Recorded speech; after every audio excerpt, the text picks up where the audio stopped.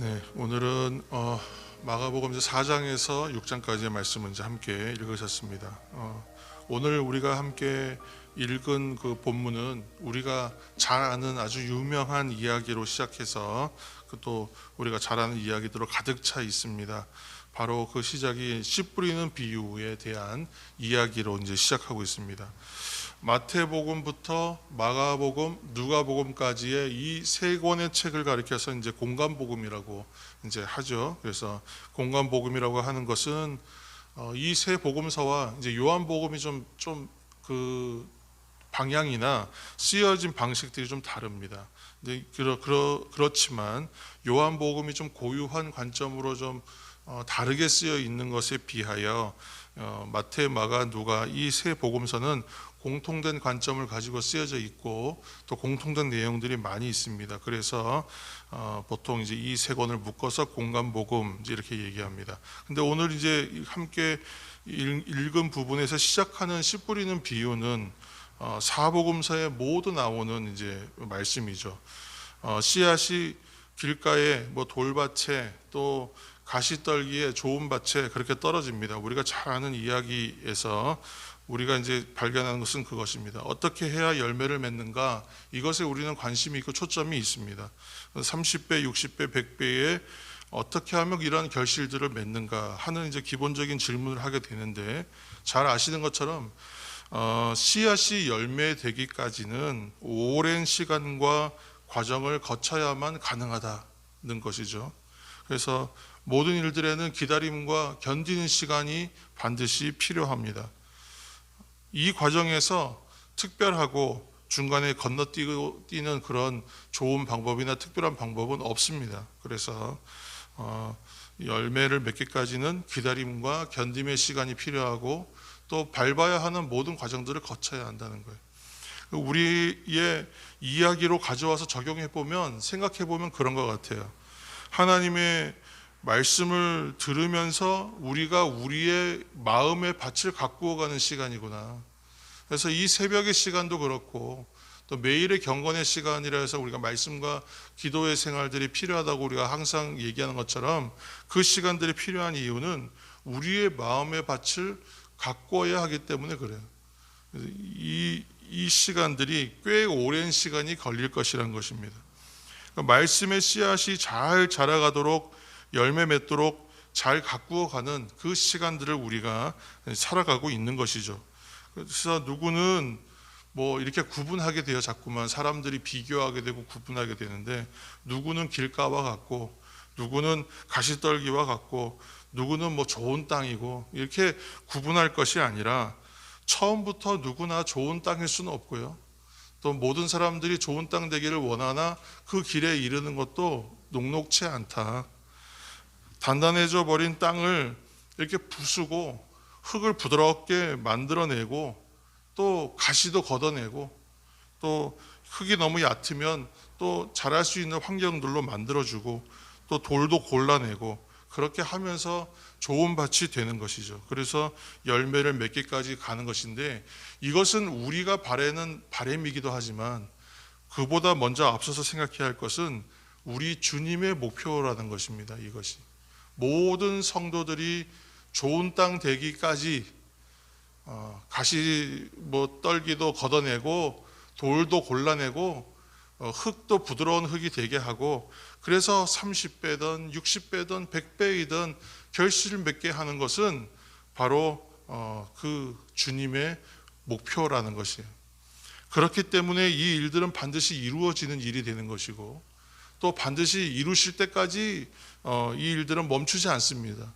그래서 혹시 나는 좀 너무 좀 이 일들이 생각보다 더디지 않은가, 또 나는 그런 자리에 너무 빨리 도달하지 못하고 있지 않은가, 나는 좀 뒤처진 것이 아닌가, 혹시 그런 생각들이 드신다면 그런 것으로 인하여 시험 들거나 낙심하지 마시길 바랍니다.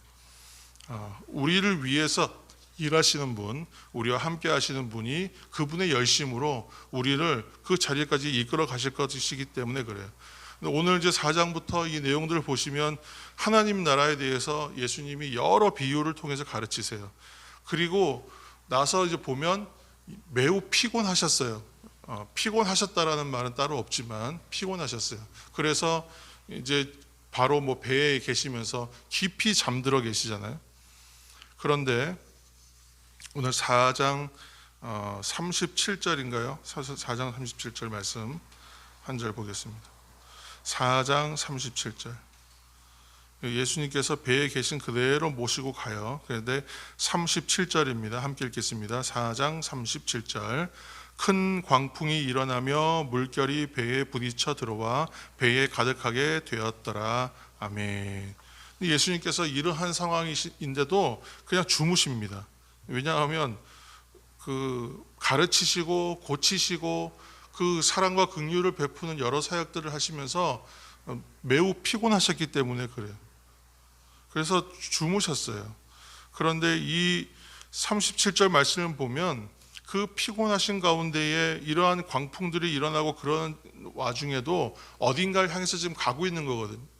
목적지를 향해서 가고 있습니다. 그런데 그 목적지가 어딘가 봤더니 바로 거라사 지방으로 가시는 거예요. 거라사 지방에서 만나는 사람은 한 사람이에요.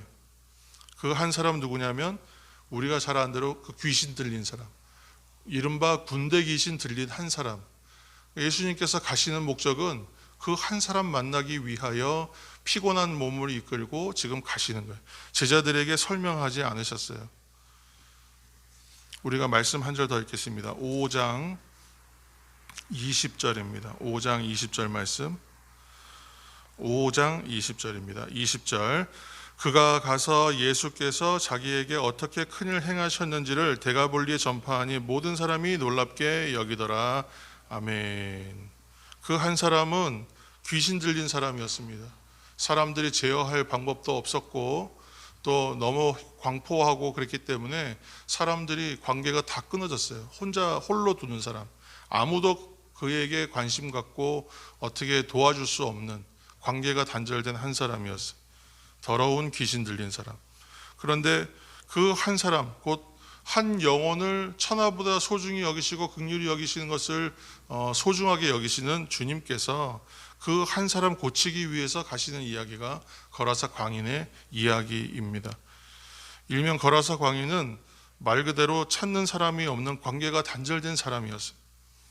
가족도 포기한 그런 인생이었습니다. 그런데 그 사람에게 오늘 주님이 오셔서 고쳐주십니다.